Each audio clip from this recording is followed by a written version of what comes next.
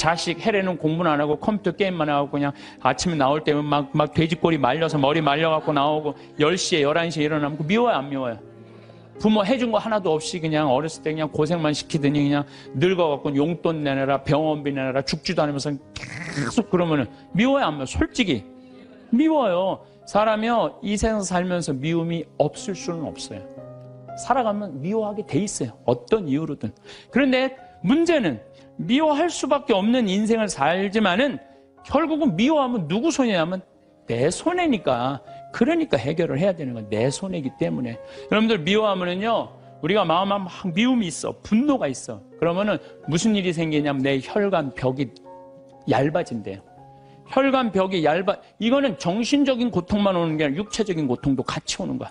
혈관 벽이 얇아지고 그 다음에 당뇨병, 심장병, 뇌출혈 이런 게 생긴다는 거야. 미움이 꽉 차 있고 분노가 꽉 차 있는 사람이.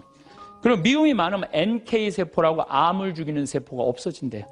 그래갖고 참고 사는 사람들, 미움 속에서 고통스럽게 사는 사람들이 암이 많이 걸리는 거예요. 영상을 라디오처럼 편하게 틀어놓고 들으셔도 좋습니다. 구독과 좋아요, 알람 설정 꾹 눌러주세요. 황창현 신부님의 행복 특강 지금 바로 시작합니다. 우선 기도 바치고 시작하도록 하겠습니다. 성부와 성자와 성령의 이름으로. 하나님 아버지, 죄에 이르는 길이라는 주제로 저희들이 이야기를 나누고 있습니다. 우리 인간은 나약하기 때문에 어쩔 수 없이 죄를 지을 수밖에 없는 운명에 있는 나약한 존재들입니다.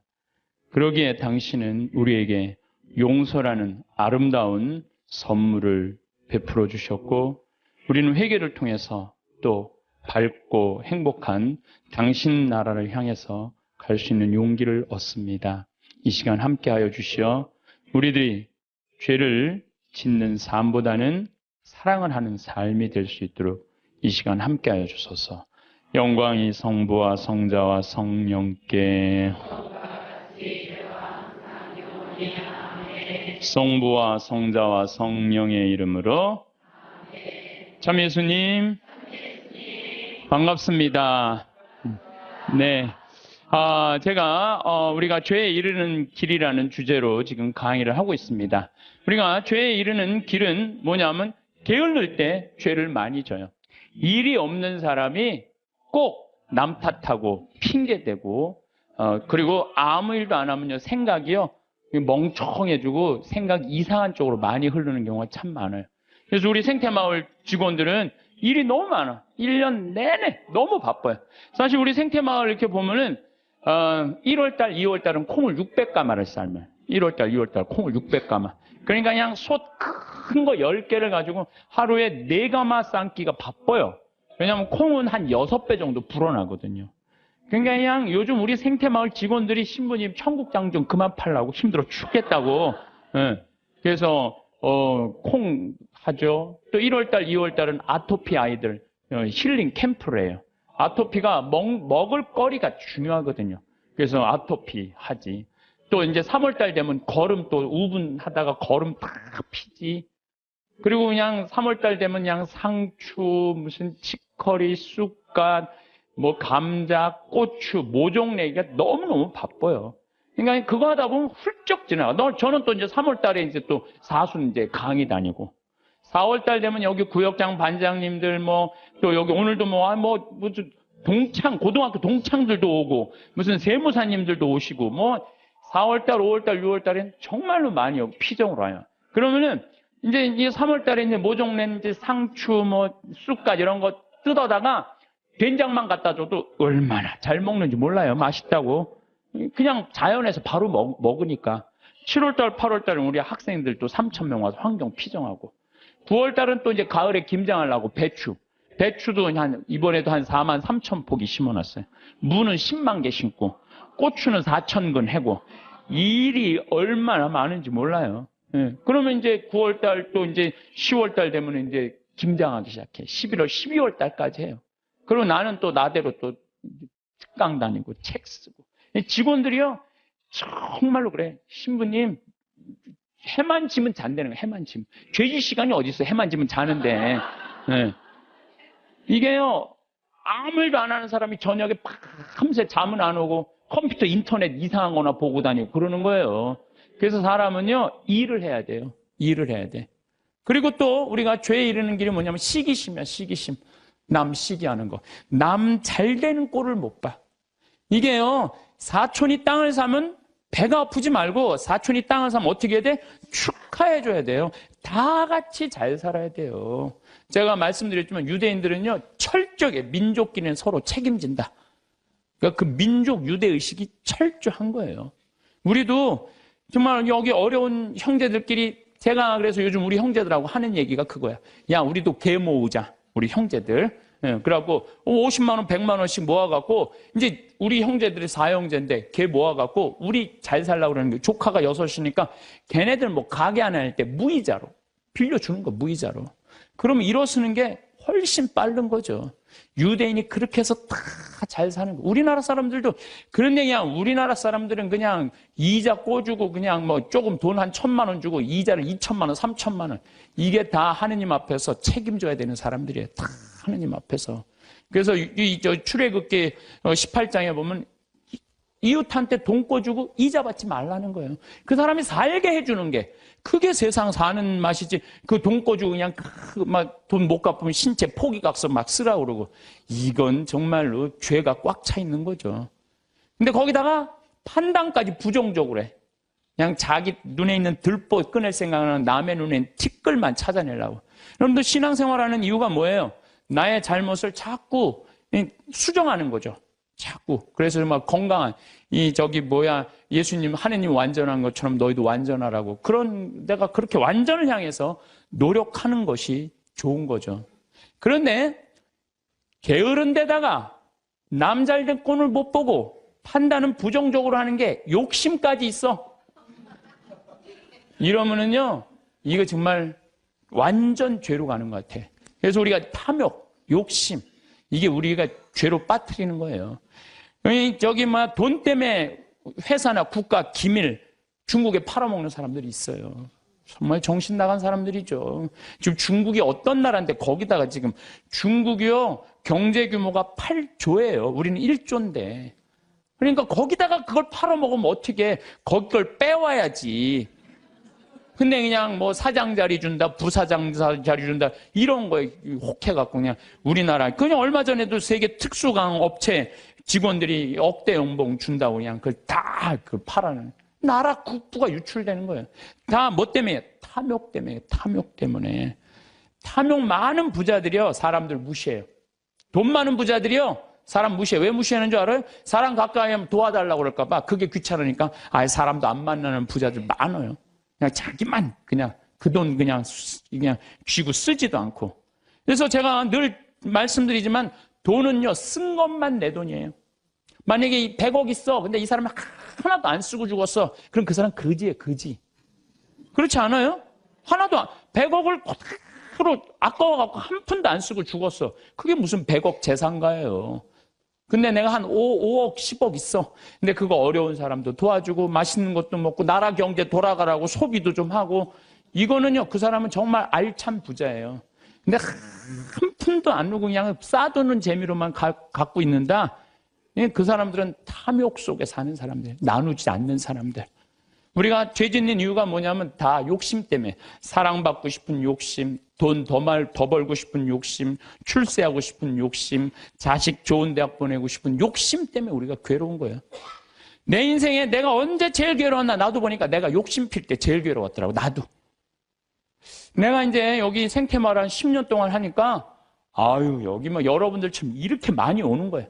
근데 많이 오는데 보통 우리가 여기 수용할 수 있는 인원이 200명. 근데 막 300명, 400명씩 막 온다고 그러는 거예요. 그러니까 3년 전, 4년 전에 이제 여기 거의 진짜 한 100억을 들여서 정말 꾸며놨어요.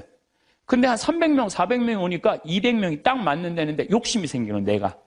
이거 강당이 너무 조그만데 이거 좀 크게 해야지. 그래갖고 황토 성당 지으려고 계획을 했었어요. 설계까지 다 했어요.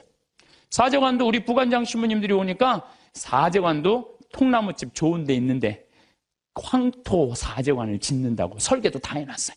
수영장도 저 마당에다 수영장도 해놔갖고 오는 분들이 수영도 해. 또 내가 욕심을 피는 거죠. 근데 떨커덕 4년 전에 그런 계획을 했는데 떨커덕 내가 위암이 딱 걸린 거예요. 위암이 걸려 수술하러 들어가고 이렇게 생각을 해보니까 내가 만약에 죽는다면 성당이 뭐가 필요해? 황토 성당에. 사정관이 뭐가 필요해? 나 죽으면 내 후임자만 좋지. 네. 그렇지 않아요? 네. 수영장이 뭐가 필요해? 그래서 저는 암 걸리기 전에는 7일 중에 9일을 일을 했어요. 7일 중에 9일을. 네. 무슨 얘기냐면은 아침에도 강의를 하고 밤에도 강의하고 어떤 날은 서울에서 오전에 강의하고 밤에 부산에서 강의하고 막 이랬어요. 미국 강의도 만약에 7월 15일부터 18일까지 미국 강의다. 그럼 15일 날 아침에 도착해하고 18일 강의 끝나고 한국에도 와서 또 강의하고 이렇게 살았어요. 죽을 둥 살 둥 살은 거죠. 나 죽으면 무슨 소용이 있어? 나 죽으면 여러분들 어떻게 할 것 같아? 아유, 그 아까운 신부 죽었네? 그리고 끝이야. 그걸로 끝이에요. 아까운 신부 죽었네? 그리고. 근데 우리 신부들은, 아유, 그놈의 새끼 죽을 둥 살 둥 하더니 지금 아까운 애 죽었네? 그걸로 끝이에요. 나 죽으면 누구만 가슴에, 우리 어머니 아버지. 우리 어머니 아버지 80인데 그냥 가슴에 묻고 살 거 아니에요. 그래서 내가 수술하러 들어가면서 우리 직원들한테 뭐라고 그랬냐면, 나 수술하고 나오면 아무것도 안 한다. 성당 안 짓는다. 사정관 안 짓는다. 수영장 안 한다. 백지다, 백지. 그 수술하고 나와갖고 이제 건강해갖고 나왔단 말이야. 성당 안 짓고 이 황토 이것도 제가 흙으로 다 바른 거예요. 황토 15cm. 괜찮더라고요. 그리고 1년에 300명, 400명 오는 경우 1년에 두세 번이야. 그걸 욕심을 낸다고 그냥 30억, 40억짜리 또 공사를. 내가 얼마나 어리석었는지 몰라. 지금 사정관도 황토, 통나무집 강에 얼마나 좋은지 몰라요. 수영장도 그냥 요 강에 가서 하면 되는 걸, 강에 가서 하면 되는 걸 그냥 굳이 왜 여기다 또 수영장을 만들어갖고 또 가만히 보니까 다 내 욕심이야, 욕심. 그냥 아무것도 안 하니까요. 너무 좋은 거예요. 너무 좋은 거예요. 편안하고. 그렇다고 생태마을 망하는 것도 아니고. 다 내 인생이 괴로운 건요. 남 때문이 아니에요. 다 내 욕심 때문에. 다 내 욕심 때문에. 여러분들 단골집 있는 장사 잘 되는 집 있죠. 단골집에 막 손님이 바글바글해. 근데 자리가 20개밖에 안 돼. 그런데 그냥 막 한 50명이 돌아가. 근데 사장이 막 100그릇을 팔아도 너무너무 행복해. 막 사람들이 막 돌아가고. 그런데 요 100그릇에 만족하지 않고 돌아가는 사람이 아까운 거야. 돌아가는 사람 아까운 거예요. 아유, 저거 내가 가게 조금만 크게 지면은 내가 저것도 다 팔 수 있는데 500그릇까지 팔 수 있을 것 같은데. 그래갖고 이제 땅을 좀 사서 건물을 크게 줘요. 100명 앉을 수 있는 좌석을 해갖고. 그러니까 음식도 맛있고 그러니까 사람들이 한 200그릇 팔려. 그럼 100그릇 팔다가 200그릇 팔리면 행복해, 안 행복해요? 행복해져. 근데 이 사람은요, 목표가 500그릇이야. 500그릇이니까 몇 그릇 손해본다고 생각해? 300그릇 손해본다고 생각을 하는 거야. 그러니까 옛날에는 그냥 100그릇 팔 때는 얼굴이 반짝반짝 웃고 그냥 손님들한테 너무너무 다정했는데 옮겨갖고 째려보는 거예요. 오늘 300명이 안 왔네. 이것이 어떻게 하면 좋지? 웃던 사장 얼굴이 새로 이사가거나 얼굴이 굳어 있어. 직원도 2명이면 충분하던 거 10명 주려고 그러니까 은행에 이제까지 빚까지 해갖고 건물을 줘놨는데 옛날에는 그냥 뼈국물, 오리지널 뼈국물만 울고갖고 손님한테 줬는데 아이씨, 이거 돈이 안 되네. 야, 우유 타, 막. 우유 타. 그러니까 손님들이 와서 옛날에 그 맛이 아니네. 이 사람이 집 옮겨가더니 그 집 옛날에 그 맛이 아니야. 그러면 순식간에 망하는 거예요. 그래서 다 욕심 때문에 망하는 거. 욕심 때문에. 여러분들 집도 마찬가지야. 25평 살 때 행복했어. 근데 50평짜리 친구 집에 아파트를 가보니까 우리 집 25평이 그 집 화장실에 들어가게 생겼어. 그래갖고 내가 그 은행 이자도 좀 하고 좀 무리를 해서 내가 50평을 사야지. 50평을 샀어. 여러분도 50평 사면은요, 상황이 달라져. 25평일 때는 25인치로 충분해. 근데 50평짜리를 가지고 25인치 테레비를 갖고 가면요, 요만해. 네. 그럼 어떻게 해야 돼? 50cm로 사야 돼. 네? 냉장고도 2도어 하던 거 6도어로 해야 돼. 네. 50평에서 티코 타고 나오기 창피해. 그랜저는 사야 돼. 점점 힘들어지는 거예요. 우리가 인생이요, 가만히 생각해 보세요. 욕심을 안 피면요, 고통스럽지 않아요. 근데 뭐 때문에 고통스러워? 욕심 때문에 고통스러워. 성당도 마찬가지야. 성당도 가만히 보면은요, 성당도 내가 이렇게 이제 우리 젊은 신부님들 이렇게 새로 성당 지을 때 이렇게 가서 보면요, 교우들 한 2,500명, 3,000명이면요, 그 교우들 죽어라 모아야 30억 모아요. 그런데 설계를 한 걸 보면 50억짜리, 100억짜리 해놓은 성당 많아요. 그러면 50억, 100억짜리 해놓으면은 50억이 들어간다 그러면 교우들이 50억을 우리가 어떻게 내지? 나 돈도 없는데? 또 못 내는 교우들은 미안해서 성당 못 나오고. 아, 이 성당 짓는 데는데 교우가 늘어나야 되는데 줄어드네? 이거 신부님이 반짝반짝 웃다가 어떻게 되는 거야? 인상을 쓰는 거죠. 응? 하느님 집 짓는 데는데 왜 돈을 안 내냐? 맨날 욕하고. 그 다 욕심 때문에 죄를 짓는 거예요. 욕심 때문에. 욕심을 안 피면요, 우리가 정말로 행복해요. 얼마나 좀 대한민국 살기 좋아요. 제가 얘기하잖아요. 여기 우리 생태마을 와서 일하면은 한 달에 180만 원 준다고. 고등학교 3학년 애들 60 넘은 사람은 안 써요. 우리도.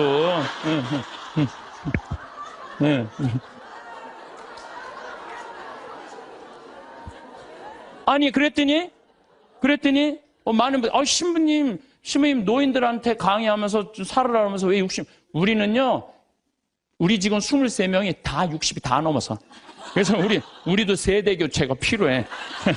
그래서 지금 최고 나이 많은 직원이 70에 70.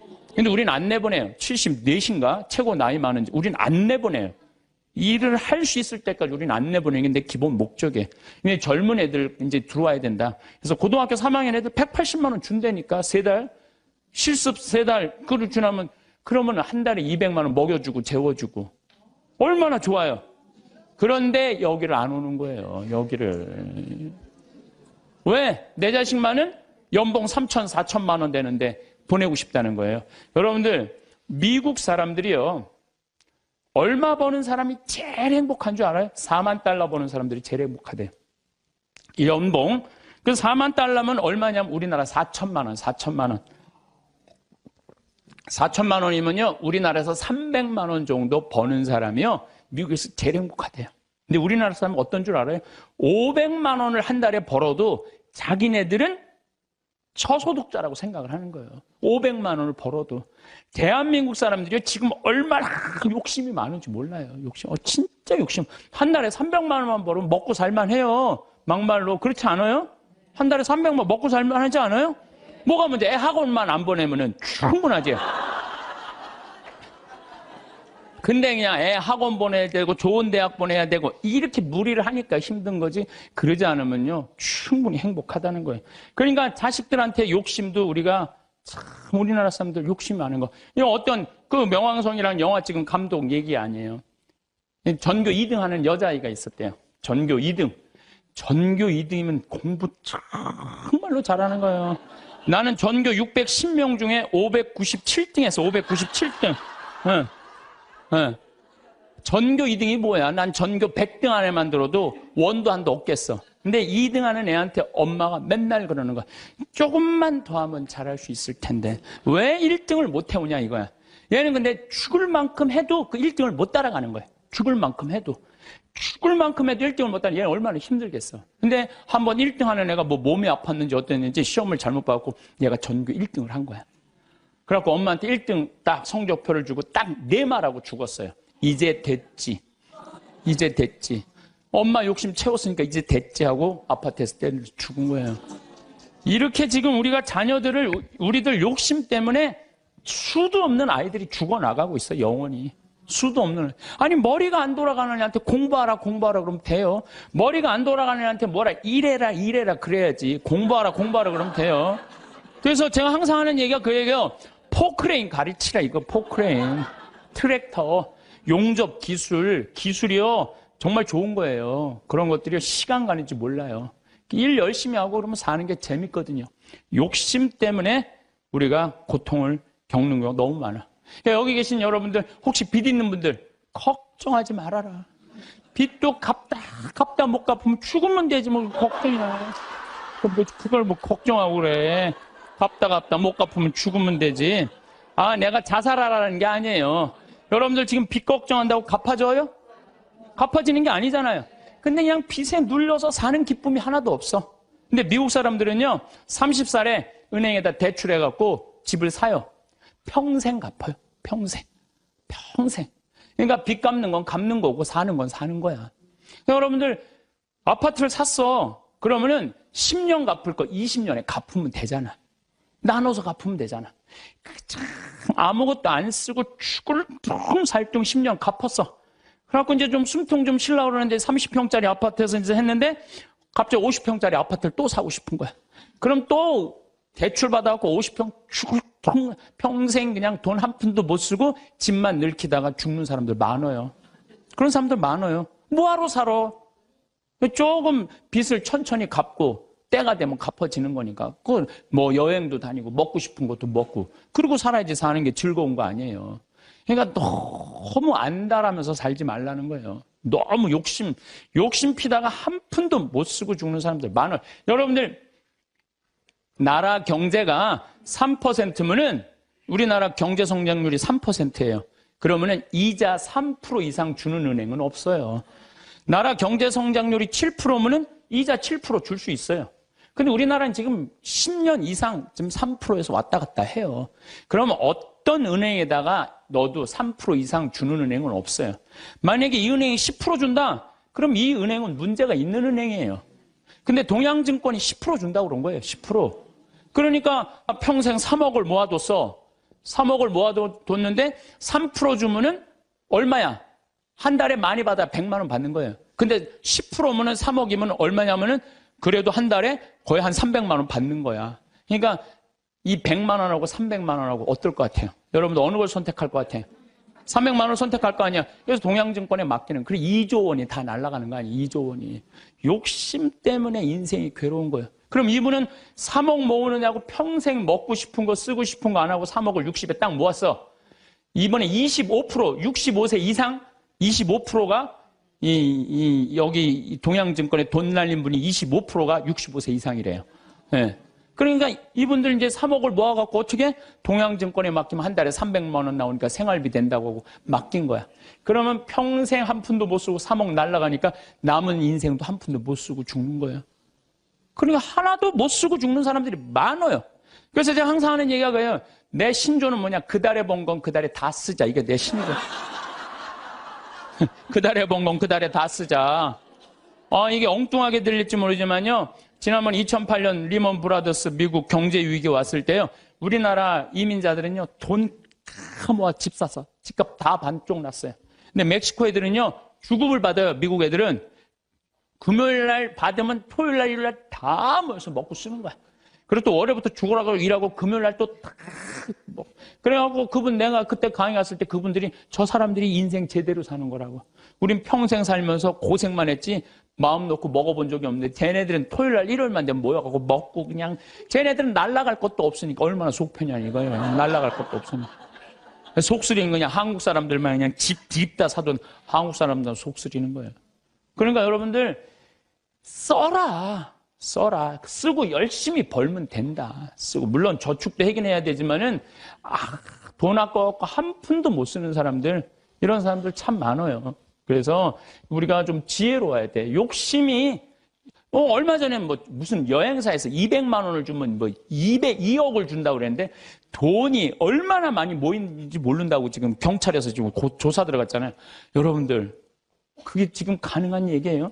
200만 원을 줬는데 2억을 벌리게 해준다는 게 가능해요?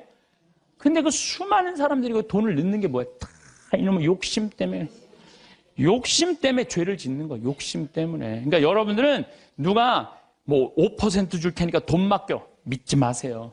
3%만 맡기세요. 3%만. 그래갖고 괜히 소중하게 모은 돈 하루아침에 날리지 마시고 차라리 그 날리는 대신 쓰는 게 더 나아. 먹고 돌아다니면 억울하지는 않잖아. 한 푼도 안 쓰고 그냥 그대로 날아가면요. 그때 땅을 치고 통곡하지 마시고 신부 말을 좀 들으세요.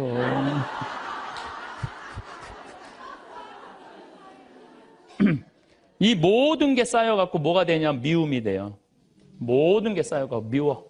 그래서 이 마음 안에 미움이 있으면요. 행복할 수가 없어요. 마음 안에 미움이 있어. 여러분들 막 너무너무 사람을 미워해. 미워 죽겠어. 그러면은 미워 죽겠으면은 내가 미운 사람이 괴로울 것 같아? 미워하는 내가 괴로울 것 같아요?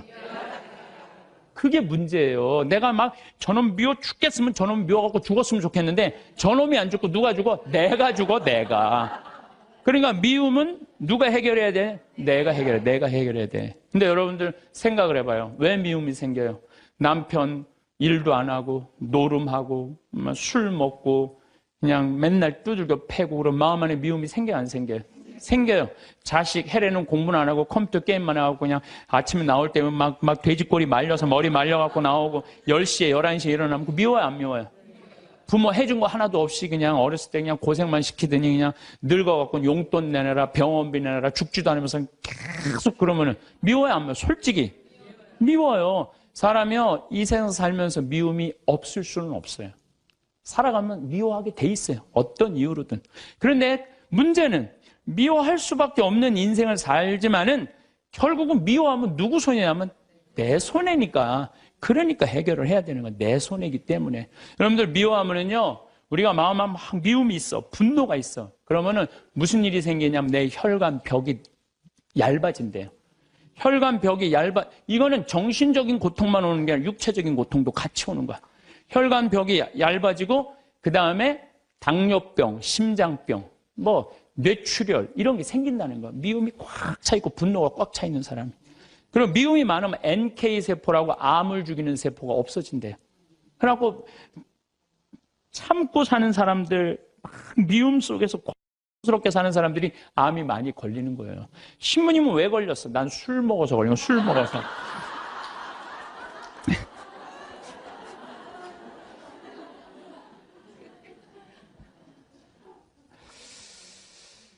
미운 사람이 막 신경이 쓰여. 그 사람 때문에 분노가 일어나. 미운 사람 때문에 분노가 일어나면 인생을 잘못 살 수가 있어요. 제가 얼마 전에 운전을 하는데, 운전을 하고 하는데, 딱 차를 열었는데 모기가 한 마리 딱 들어왔어요. 차 안에서. 음내를 운전하고 하는데 모기가 계속 날아다니는 거예요. 신경이 무지하게 쓰이더라고요. 근데 이놈이 싹 날아가더니 갑자기 바지 아래쪽으로 싹 들어가는 거예요. 다리 쪽으로 막 들어가는 거야. 그걸 싹 하더니 조용해졌어요. 이제 물기일보 직전인 거야. 이걸 잡아야 되겠다. 그래갖고 이제 바로 보이니까 여기 어디 있나 이렇게 찾는데 갑자기 앞에서 빵 소리가 나더라고요.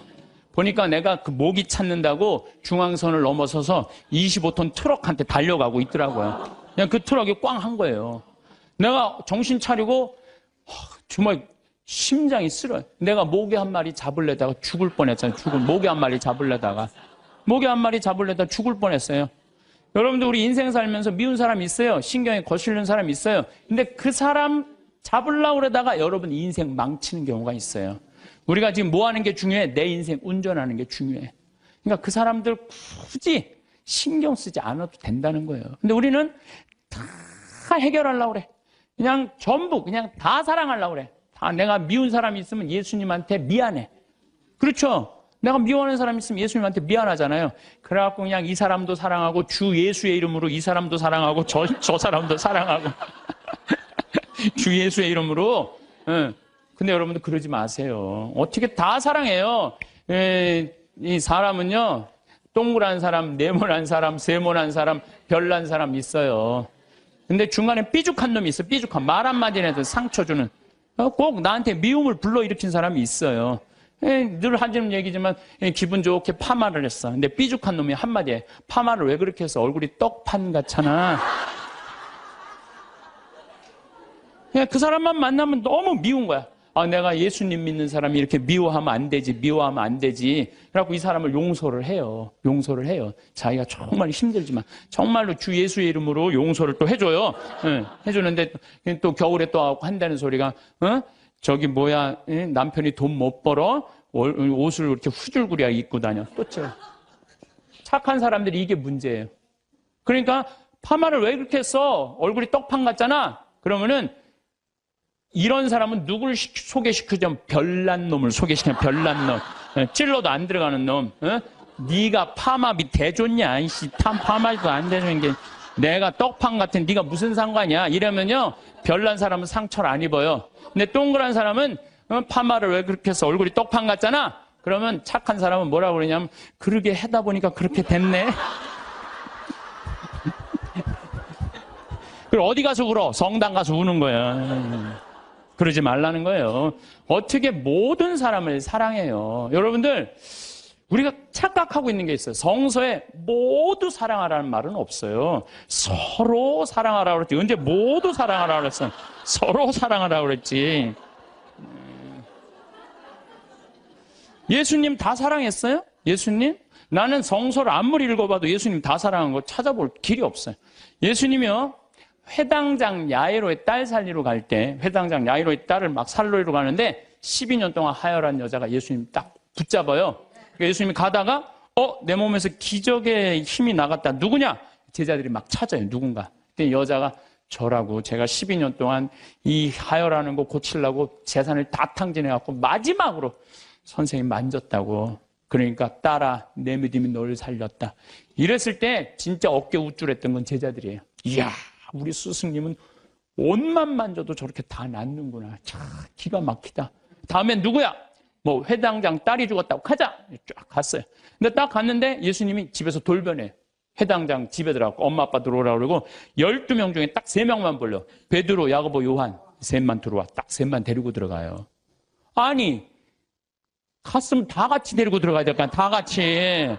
근데 왜 셋만 데리고 들어가? 9명 기분 나쁘게. 그렇지 않아요? 여러분들 본당 시민님하고 오늘 뭐 환자 방문을 갔어. 근데 한 10명이 갔어. 근데 본당 시민이 다 같이 갔는데 갑자기 마리아, 테레사, 루시아 이러면 나머지 서 있어. 기분 나빠요, 좋아요? 예수님은 모두 사랑하라고 다 데리고 들어갔대. 다. 왜 셋만 데리고 들어가? 예수님이 또 다볼산에서 거룩한 변모하잖아요. 다볼산. 이게 다볼산이 내가 가봤는데 580m예요. 나자렛에서도 보이고 과부의 아들 살린 나인에서도 보이고 가나의 혼인잔치, 포도주막 거기서도 보이고 심지어 갈릴레아에서도 보여요. 다 보인다. 그래서 이름이 다볼산이야. 다볼산. 어떻게 2000년 전에 이름도 어쩜 그렇게 잘 졌는지 몰라. 이스라엘에서 다볼산. 다볼산에서 거룩한 변모하러 올라가셨는데 하늘나라의 모습을 보여주시려고 올라가신 거 아니에요? 그럼 다 보여줘야 될 거 아니야. 근데 누구만 데리고 올라냐면 베드로, 야고보, 요한만 데리고 셋만 데리고 올라가요. 아니 예수님도 12 중에 셋만 끼고 돌았는데 여러분들이 뭐라고 신자 3000명 다 뭐 네모난 놈, 동그란 놈, 세모난 놈, 별난 놈, 삐죽한 놈 다 사랑하려고 그래. 그러지 마세요. 사람이라는 건요, 역량이라는 게 있어요. 역량. 내가 어느 정도 사랑할 수 있는 역량이 있어야 10명을 사랑할 역량이 10명만 하면 되고 20명 사랑할 20명만 하면 돼요. 근데 그냥 성당 세례받았던 이유 하나로 그냥 주 예수의 이름으로 다 사랑하려고 그러잖아요. 미쳐. 예수님이 겟세마니 동산에서 내 마음이 괴로워 죽을 지경이니 나와 함께 깨어 기도해자. 그러더니 갑자기 가까이 베드로, 야고보, 셋만, 요한만 셋만 오라 그래. 참 마지막까지도 예수님이 그들을 가까이 하셨어요. 9명. 그러니까 그 중에 배신하는 놈이 나오는 거예요. 이게 쉽지가 않아요. 사도 바오로도 저하고 같은 생각을 하셨던 것 같아요. 데살로니가 2서 3장 13절을 보면 이런 말이 나와요. 형제 여러분, 여러분은 낙심하지 말고 계속 좋은 일을 하십시오. 좋은 일은 해내는 거예요. 낙심하지 말고. 우리가 이 편지에 적어 보내는 말에 누가 순종하지 않거든 그를 주목하여 그와 상종하지 마십시오. 상종하지 말래잖아요. 다 사랑하라는 게 아니에요. 상종하지 마십시오. 그렇게 하여 그가 부끄러운 일을 당하게 하십시오. 굉장히 감정적으로 썼어요. 그가 부끄러운 일을 당하게 하십시오. 그러나 그를 원수처럼 여기지는 말고 형제처럼 타이르십시오. 그러니까 우리가 이 사랑의 기준이요, 아주 애매한 거예요. 원수처럼 여기지는 말라는 거예요. 상종하지는 말되. 그러니까 내가 마음에 드는 사람만 사랑하는 거는 좀 나같이 영적인 단계가 낮은 사람이 하는 거고, 조금 더 높은 단계는 인간은 나약한 존재라는 걸 인정하는 거예요. 인간 사실 나약한 존재예요. 저나 여러분이나 다 나약해요. 여기 우리 이제 4월달, 5월달 이제 상추 막 이제 쑥간 뭐 이런 거 막 나잖아요. 그럼 우리가 얘기해요. 제발 따지 말라고. 또 상추를 따도 이게 잘 이렇게 솎아내면 되는데 깔린다고 그러잖아요. 잘 깔리면 되는데 서울 분들은 뽑아. 그럼 여러분들 상추가요. 자라면 1m까지 자라요. 1m까지 계속 먹을 수 있는 거예요, 상추는. 근데 그걸 뽑아버리면은 우리가 그 씨 내고 이게 얼마나 우리가 소중한데. 그 뽑아갖고 또 내 몰래 또 막 봉투 얼마나, 아예 올 때부터 봉투를 갖고 오나 봐. 생태마을 가면은 우리가 뜯어갈 수 있다. 그럼 굉장히 속이 상해요. 우리 직원들이 그 힘들게 농사 짓는데. 그런데 저는 이해가 가요. 사람이요, 우리가 공짜 좋아하잖아요. 공짜. 그것도 생태마을 이렇게 자연으로 농약 안 치는 거 있다 그러니까 그냥 갖고 가고 싶은 그런 마음. 그래서 나는 우리 직원들한테 뽑아 가지 말라고 얘기는 하지만 그거 갖고 뭐라고 그러지 말아라. 얼마나 가져가고 싶으면 그랬겠느냐. 인간을 이해하는 거죠. 이해를 하는 거예요. 그래서 여러분들 이게 있어요. 사람은 나약한 존재다, 부족한 존재다라는 걸 이해하기 시작하면요, 사람이 이해 안 될 사람이 없어요. 다 그래, 세상 사는 게 얼마나 힘들으면 그렇게 하겠어 라고 이해하기 시작하면요, 그렇게 미워할 것도 없어요, 보면은. 그리고 아주 적극적인 방법은 뭐냐면은 얘기하는 거예요. 너 그렇게 말해서 난 너무 기분 나빠. 앞으로 너 나에 대해서 지금 헛소문을 퍼뜨리는데, 너 내가 들었어. 그러니까 난 그런 말 한 적 없어. 내가 들었다니까. 나 한 적 없어. 그래도 그렇게 말을 하고 나면은요, 어떤 문제가 있냐면 다음에는요, 무서워서 경계하게 돼 있어요. 근데 우리는 끝까지 말 안 해. 그래서 속에서만 끓이는 거야. 저걸 어떻게 하면 좋은가? 그냥 성당에 가서 그냥 예수님 앞에서 울고, 그냥 예수님하고만 그러고 나하고 문제를 일으키는 사람한테는 한마디도 안 하는 거예요. 그래서 부부 사이도 마찬가지라는 거예요. 내가 남편한테 기분 나쁜 일이 있으면 얘기를 해라는 거예요. 근데 우리는 대부분이 말 안 하고 참는 거예요. 혼자 끊임없이 상상을 하는 거예요. 그래서 그냥 나중에는 그냥 분노가 되는 경우가. 그래서 폭발이 돼갖고 그냥 너 죽고 나 죽자. 그래갖고 그냥 이 가스불 켜놓고 그냥 폭발을 그냥.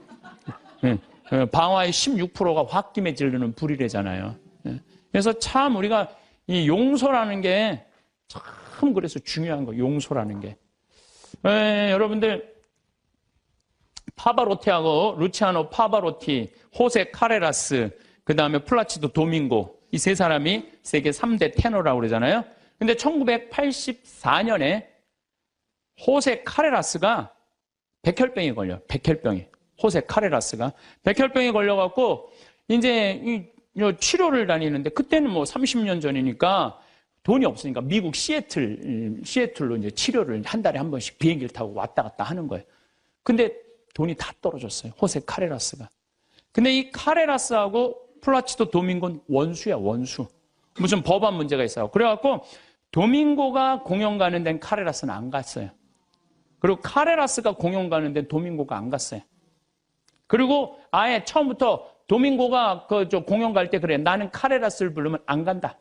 아예. 이거 원수였어요.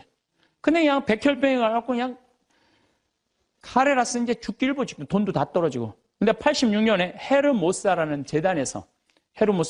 백혈병 재단에서 연락이 와요. 우리가 당신 도와줄 수 있을 것 같다고. 그러니까 호세 카레라스는 너무 신나는 거죠. 이제 내가 유명하니까 이런 데서 날 다 도와주는구나. 그래서 그 헤르모사라는 재단의 도움을 받아갖고 병이 다 나요. 병이 다 나갖고 이제 카레라스가 너무 또 유명해지는. 나도 이제 87년에 카레라스가 백혈병을 극복하고 이 훌륭한 성악가다. 그래서 그전에는 카레라스를 몰랐는데, 뭐 CD를 사서 들어보니까 목소리 너무너무 곱더라고. 이 사람이 10%의 생존율밖에 안 되는데 이걸 극복하고 이 아름다운 노래를. 나도 CD를 많이 샀죠. 그래갖고 아마 그때 엄청나게 돈을 벌었나 봐요, 카레라스가. 돈을 많이 벌으니까 이제 헤르모사라는 재단한테 내가 이제 당신들을 도와줄 수 있을 것 같다. 그래갖고 연락을 해갖고 정관을 보내달라고 그랬더니 정관에 딱 창립자가 누구냐면 플라치도 도밍고야. 원수 돈을 받아갖고 자기가 그렇게 한 거예요. 그러니까 막 길길이 뛴 거죠. 내가 이 원수 돈을 받아갖고 내가 이렇게 병을 내가 이거 치유를 했더니 왜 나한테 얘기를 안 했느냐? 그랬더니 그 재단에서 무슨 소리냐. 원래 이런 재단은 없었다. 근데 당신이 병이 들었을 때 플라치도 도밍고 씨가 도와주고 싶은데 직접 도와준다면 자존심 상해서 안 받을 거 아니냐. 그러니까 무기명으로 이 재단을 당신을 위해서 설립한 거다. 당신을 위해서. 그래갖고 도와준 거예요. 이 카레라스가 이 얘기를 듣고요. 너무 창피했던 거죠. 그래갖고 자기가 그 미워했던 플라치도 도밍고한테 마드리드에서 도밍고가 공연할 때 올라가요. 올라가고 노래 중간에 거기서 무릎을 꿇어요. 무릎을 꿇고 날 용서해달라고. 내가 당신 때문에 살았는데 당신을 그렇게 미워한 나를. 도밍고가 딱 일으켜서 아니라고. 당신 목소리가 너무 아까워서 내가 정말 도와주고 싶어서 도와줬다.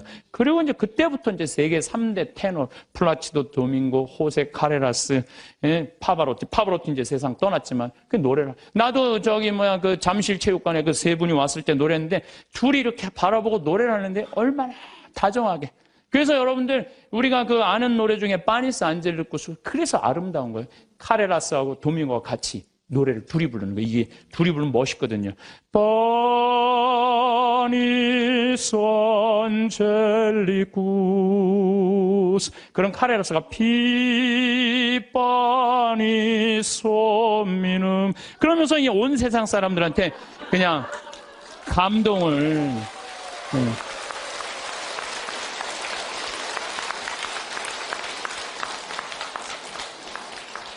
그래서 여러분들 우리가요 용서할 때 행복한 거예요. 용서할 때 내 마음이 자유로운 거예요. 신부님 근데 그 사람이 내 남편이면 어떻게 해요? 그건 나도 몰라. 그 남편이면 나도 몰라 어떻게 되는지.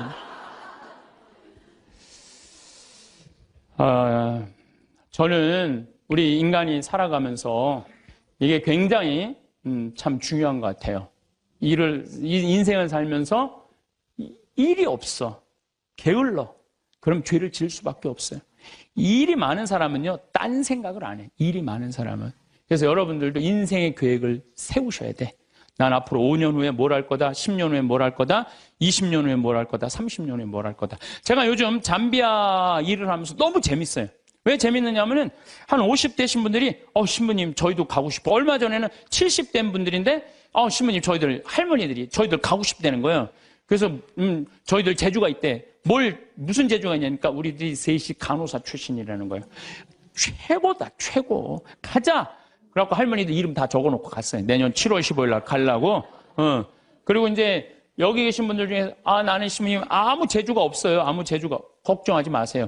내년에 7월 15일 가기 전에 여기 우리 생태마을에서 벽돌 쌓는 조족 기술 가르쳐 줄 거예요. 진짜로 조족 기술. 그리고 아프리카는 집 짓는 게 어렵지가 않아요. 무슨 냉난방 시설 안 하잖아요. 벽돌만 싸면 돼. 벽돌 싸고 지붕만 하면 집이야. 근데 그 벽돌도 이 개미산이라는 게 있어요. 개미산. 그 개미산이 개미들이 집을 짓는데 얼마나 튼튼한지 장정 둘이서 곡괭이로 한 달을 깨도 못 깨요. 근데 이제 이번에 큰 포크레인 보냈기 때문에 그거는 30분이면 깨요. 근데 그 개미산의 그 흙으로 벽돌을 찍으면요, 이거 콘크리트보다 더 단단해요. 그래서 내가 벽돌 찍는 기계도 사서 보낼 거예요. 그래갖고 여러분들 가갖고 벽돌 찍고 그냥 조족 그대로 쌓으면 돼. 그러니까 걱정하지 말아요. 일은 천지가 이래, 천지가 이래. 내가 계획을 안 세워서 그렇지. 그래서 일을 하는 사람은 죄를 안 져요. 그 다음에 시기, 남 칭찬해줘라. 옆에 사람들 잘 되면 얼마나 좋아요. 칭찬해주고. 사촌이 땅을 사면 축하해 줍시다. 예? 우리 다 같이 잘 살아야지. 다 같이. 예. 그러고 난 다음에 판단을 해도 부정적인 판단을 해야 돼? 긍정적인 판단을 해야 돼? 항상 좋은 쪽으로 생각을 하세요. 예수님이 그러잖아요. 심판하지 말아라. 심판은 오로지 한 분만이 할 수 있다. 하나님만이 할 수 있다. 저는 사실은 요즘 전 개인적으로 이런 생각이 많이 들어요. 우리 교회에 안 나오면은 구원받을 수 없다 이러잖아요. 구원은 누구한테 유보된 거예요? 하나님한테 유보된 거예요. 구원은 누구만 결정할 수 있는 거예요? 하나님만이. 근데 우리가 저 사람 구원받는다, 이 사람 구원 못 받는다, 이거는요, 인간이요 도를 넘어서는 거예요. 오로지 심판하실 수 있는 분은 누구 한 분이다? 하나님 한 분밖에 없다. 그러니까 우리는 예할 건 예하고 아니오 할 건 아니오만 해야지, 쟤는 저 지옥 갈 거야, 쟤는 연옥 갈 거야, 저 사람은 천당 갈 거야, 그건 아무도 몰라요. 아무도 몰라요. 그래서 가끔 우리 천주교는 요즘 제가 어떤 생각이 드느냐면 우리 천주교는 굉장히 요즘 넓어요. 그래서 교회 밖에도 구원이 있다고 그래요. 근데 난 전적으로 동의해요. 교회 밖에도 구원이 있어요. 여러분들 우리 조상님들은 세례 받았어요, 안 받았어요? 500년 전, 1000년 전 조상님들은 세례 못 받았잖아요. 그럼 다 지옥 가 있어요? 아니죠. 그럼 천당 가 있어요? 모르죠. 모르잖아요. 그러니까 누구한테 유보시켜줘야 돼? 하느님께 유보시켜줘야 돼요. 아니 세례를 안 받아서 착하게 양심적으로 자연의 순리 따라 살아간 분은 하느님 뜻대로 산 사람들이라고 우리가 생각해줘야 되는 거예요. 그러니까 판단하지 말라는 거예요. 판단하지 마. 그 다음에 욕심 피지 말고 1 더하기 1은 2예요. 근데 한 걸음 한 걸음 가지 한 번에 10걸음 가려고 그러면은 떨어지든지 넘어지든지 까지든지 해요. 그러니까 한 걸음 한 걸음 가는 인생에 이게 겸손이에요. 겸손이에요. 저도 수없는 경험을 통해서 나도 욕심 많이 폈었죠. 돈에 대한 욕심, 일에 대한 욕심. 그 펴본 결론 아니다. 오늘 하루가 제일 중요하다. 하루하루가. 그래서 여러분들 그렇게만 살면요. 남의 재물 탐내지 않는 사람이요. 제일 행복한 사람이에요. 내가 어제도 이런 얘기를 했어요. 굉장히 아주 요즘 뜨는 배우 엄마야. 그랬더니 어떤 사람이 와갖고 요즘 뜨니까 돈 좀 5천만 원 내라고. 그 남의 재물 탐내는 거예요. 그렇지 않아요? 부자들한테 가갖고 당신 돈 좀 내놓으라고. 그게 남의 재물 탐내는 거예요. 내고 싶을 때 내는 거지. 내가 내랜다고 부자라는 이유 하나로 어디 가서 돈 내놓으라고. 그거 강도짓이야, 강도짓. 그래서 나는 우리 교우들이 3억을 도와준 거는 내고 싶은 사람들이 낸 거예요. 내가 강제로 내라고 해서 한 사람도 없어요. 딱 2명. 우리 어머니하고 형한테만 강제로 내라고 그러고. 네. 욕심 피지 말고 마음 안에 미움이 있으면 평화가 없다. 사람을 잃는 데엔 큰 실수가 필요하지 않습니다. 단 한마디면 충분했습니다. 정호 씨는 그렇게 말했습니다. 그는 70을 훌쩍 넘긴 나이에도 여전히 활발했습니다. 사람을 좋아했고 이야기를 좋아했습니다. 모임이면 빠지지 않았고 친구들과 어울리기를 즐겼습니다. 그런데 어느 순간부터였습니다. 단톡방이 조용해졌습니다. 모임이 있다는 소식이 들리지 않았습니다. 그저 우연이라 생각했습니다. 하지만 몇 달이 지나도록 연락이 없자 정호 씨는 이상하다는 생각이 들었습니다. 어느 날 우연히 버스 정류장에서 친구 성수 씨를 만났습니다. 요즘 모임 안 해? 했지. 지난주에도 했어. 아니, 왜 나한테는 말 안 해? 성수 씨가 머뭇거렸습니다. 그리고 잠시 망설이다가 낮게 말했습니다. 형님, 솔직히 말해도 돼요? 형님이랑 있으면 힘들어요. 그 말이 정호 씨의 가슴을 찔렀습니다. 힘들다니, 내가 뭘 잘못했어? 형님은 늘 자기 이야기만 하잖아요. 우리가 무슨 말을 해도 중간에 끼어들고 결국엔 형님 얘기로 끝나요. 정호 씨는 웃으며 넘기려 했지만 성수 씨의 표정은 진지했습니다. 집으로 돌아오던 버스 안에서 정호 씨는 멍하니 창밖을 봤습니다. 내 얘기만 했다니 무슨 소리야. 그냥 대화한 거지. 하지만 마음 한켠이 묘하게 걸렸습니다. 그날 밤 정호 씨는 오래된 모임 단톡방을 다시 열어봤습니다. 스크롤을 내릴수록 자신이 얼마나 나라는 말을 많이 했는지가 보였습니다. 나는 말이야, 옛날에 말이야, 내가 봤을 땐. 그 문장들이 줄줄이 쏟아졌습니다. 그리고 어느 순간 사람들이 그 말에 반응하지 않던 시점이 보였습니다. 그때서야 깨달았습니다. 자신이 이야기를 나눈다고 생각했던 시간들이 사실은 혼자 말하던 시간이었다는 거요. 며칠 뒤 그는 조심스럽게 또 다른 친구를 찾아갔습니다. 내가 말이 많은가? 형님, 말이 많다기보다 대화가 아니라 강연 같아요. 형님이 말하면 우리는 듣는 역할만 하잖아요. 그 말에 정호 씨는 아무 말도 할 수 없었습니다. 그는 친구들과의 대화가 늘 즐거웠다고 생각했습니다. 하지만 친구들에게는 그 시간이 피곤했던 겁니다. 정호 씨는 한동안 밖에 나가지 않았습니다. 텅 빈 방 안에서 문득 이런 생각이 들었습니다. 내가 말로 사람을 잃고 있었던 걸까? 그는 자신이 대화를 잘한다고 믿었습니다. 젊을 땐 회사에서도 동네에서도 말로 인정받았습니다.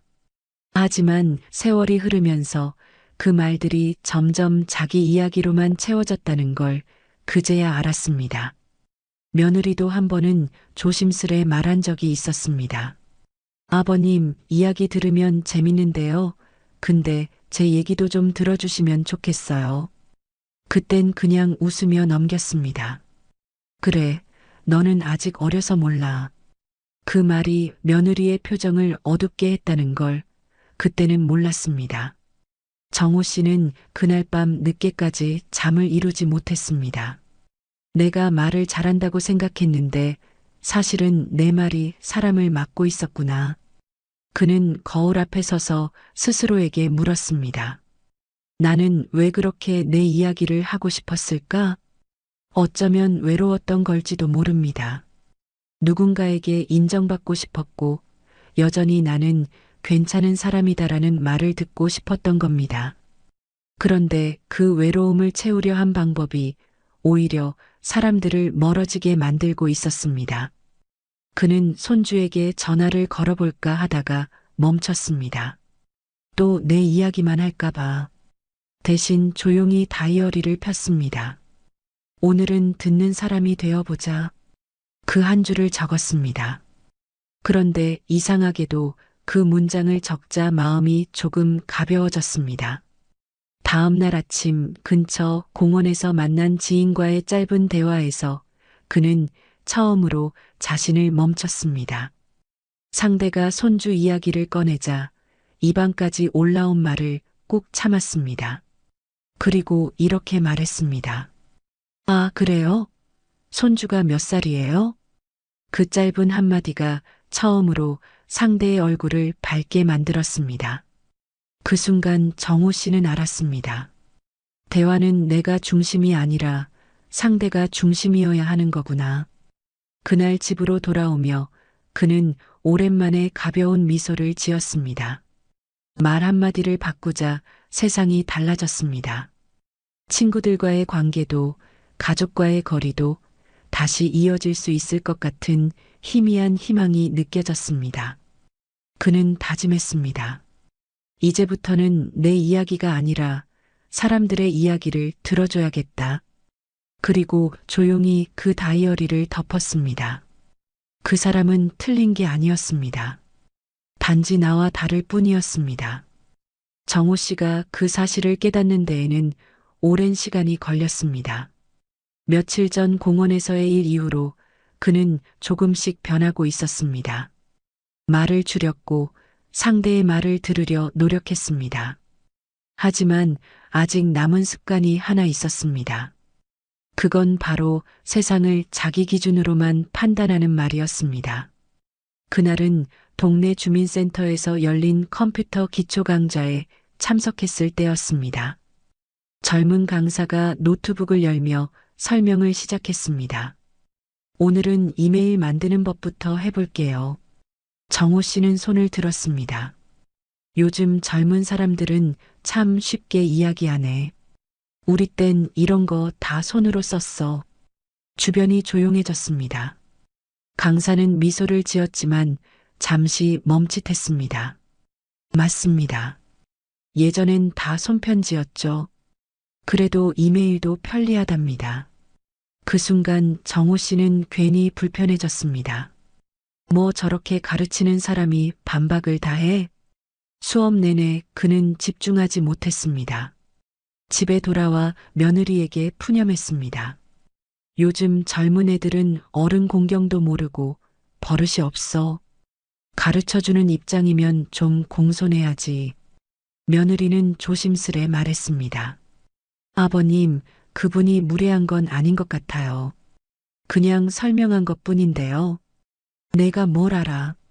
요즘 사람들은 다 자기 말이 옳다고만 해. 그 말에 며느리는 살짝 한숨을 쉬었습니다. 하지만 정호 씨는 그 한숨의 의미를 알아차리지 못했습니다. 며칠 뒤 그는 손주 생일 파티에 갔습니다. 손주는 새로 산 전자 피아노를 자랑하듯 보여줬습니다. 할아버지, 이거 봐요. 터치로 노래도 나와요. 정호 씨는 웃으며 말했습니다. 우리 때는 이런 거 없어도 음악 다 했어. 요즘 애들은 다 기계에 의존하네. 순간 손주의 얼굴이 굳었습니다. 딸이 말했습니다.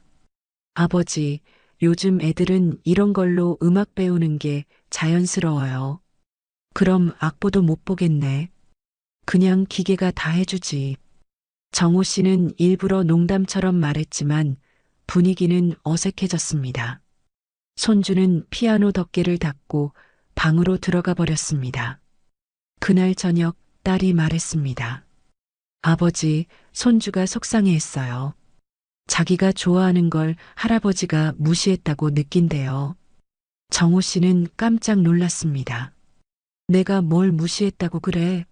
그냥 요즘 세상은 다 기계 얘기뿐이라서 그랬지. 아버지, 그 요즘 세상 속에 우리도 살잖아요. 그 말을 들을 때마다 아버지가 우리 세대를 인정하지 않는 것처럼 느껴져요. 그날 밤 정호 씨는 쉽게 잠들지 못했습니다.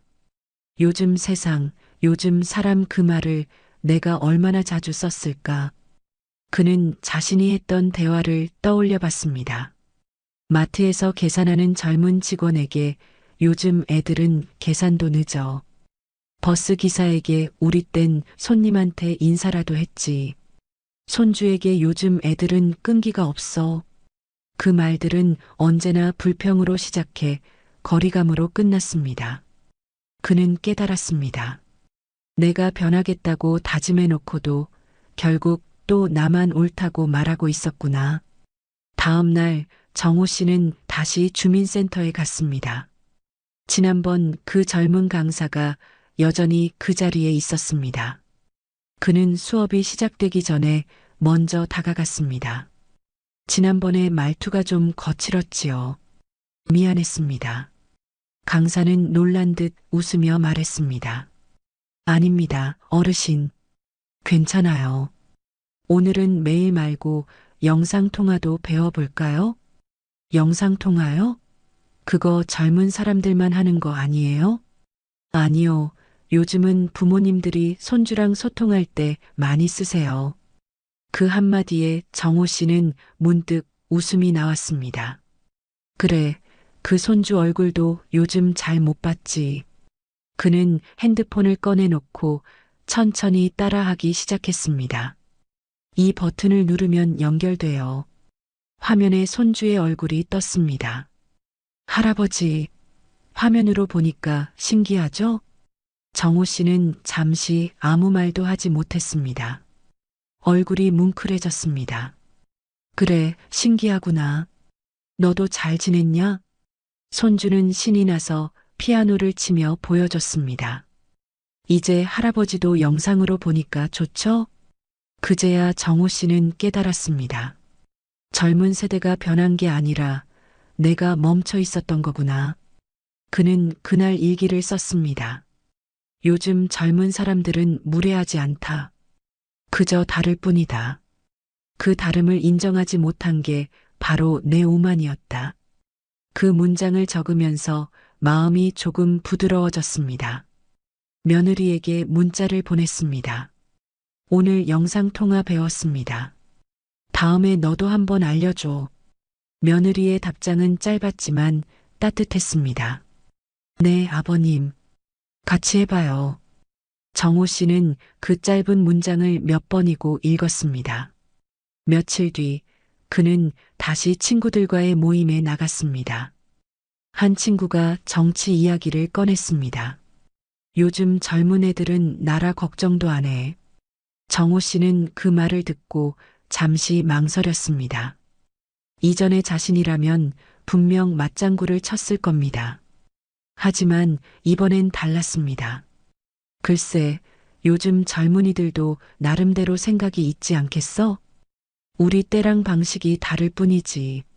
모두가 조용해졌습니다. 그리고 누군가 말했습니다. 정호 형님, 요즘은 말씀이 참 달라지셨네요. 그는 그제야 미소를 지었습니다. 사람은 나이를 먹으면서 지혜로워진다고들 합니다. 하지만 그 지혜가 때로는 고집으로 변하기도 합니다. 정호 씨는 그 사실을 온몸으로 느꼈습니다. 나이보다 더 무거운 건 세상을 판단하는 입이었습니다. 그는 이제 알았습니다. 말이 나이를 대신할 수도 사람을 막을 수도 있다는 거요. 사람은 나이를 먹으면서 변한다고들 합니다. 하지만 진짜 문제는 변하려 하지 않는 마음이었습니다. 정호 씨는 요즘 들어 부쩍 자신이 달라지고 있다고 느꼈습니다. 공원에서도 시장에서도 예전처럼 불평하지 않았고 젊은 사람들에게 먼저 인사를 건넸습니다. 그는 이 정도면 나도 꽤 괜찮은 사람이지라고 생각했습니다. 하지만 진짜 변화는 아직 시작되지도 않았다는 걸 그는 몰랐습니다. 어느 주말 며느리가 전화를 걸었습니다. 아버님, 이번 주에 손주 졸업식인데 같이 가실래요? 정호 씨는 반가워하며 대답했습니다. 그럼 가지. 근데 꼭 그렇게 이른 아침에 해야 하나? 난 아침에 약 먹고 준비하려면 시간이 좀 걸려. 네, 아버님. 괜찮아요. 천천히 나오세요. 그날 아침 딸과 며느리, 손주가 함께 출발하기로 했습니다. 하지만 약속된 시간보다 한참 늦게 나타난 사람은 정호 씨였습니다. 아버님, 늦으셔서 식장 거의 시작했어요. 에이, 내가 원래 좀 느긋하잖아. 뭐 어때?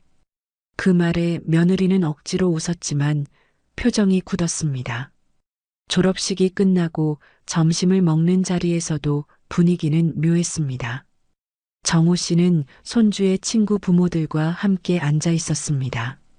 한 어머니가 손주의 진로 이야기를 꺼냈습니다. 요즘은 애들 영어 학원도 다양하더라고요. 정호 씨가 말했습니다. 나는 그런 거 시킬 필요 없다고 생각해. 우리 때는 공부 안 해도 다 성공했어.